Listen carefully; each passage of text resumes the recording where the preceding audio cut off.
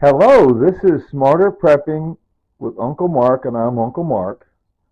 And I often talk about the way I'm on my grief journey.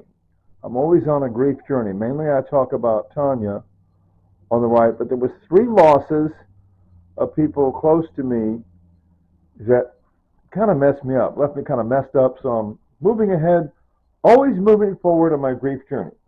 First one is here on the left. That's my parents, Don and Eva. Mother's name Eva. My father's name was Don. I was in my father's hospital room when he stopped breathing.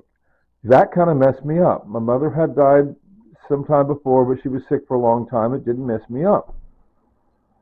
Okay, once again, my father, classy looking bald man on the left, next to my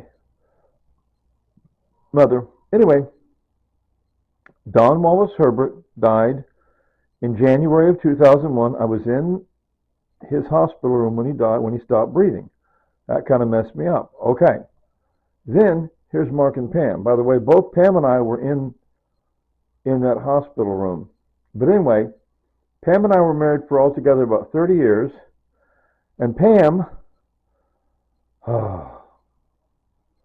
she died in 2008, but she started getting very sick enough they said she was terminal back in 2003, and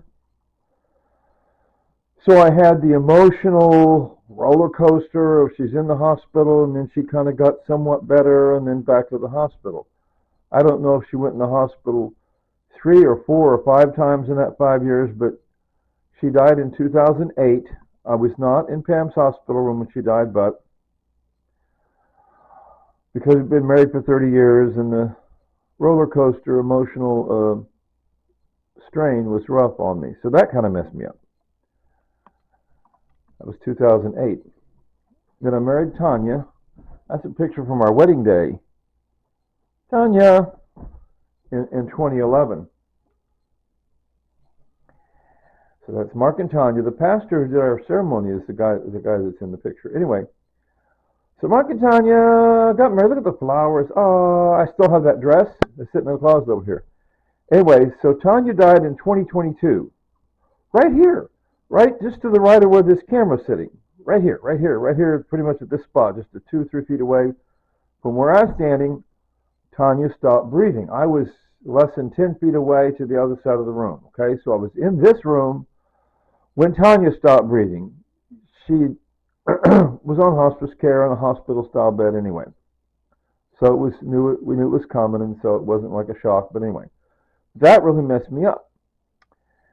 And so Uncle Mark is always on my grief journey.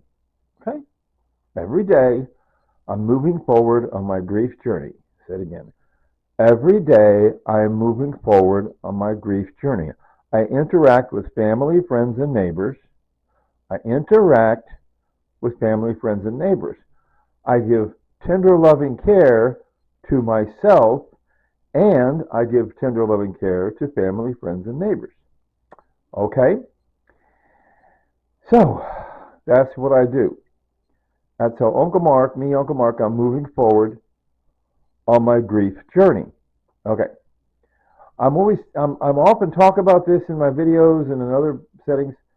So I just felt like I need to make a short YouTube video on this topic. So there it is. And I'm going to close with the words of Tanya, which are, later, Tater.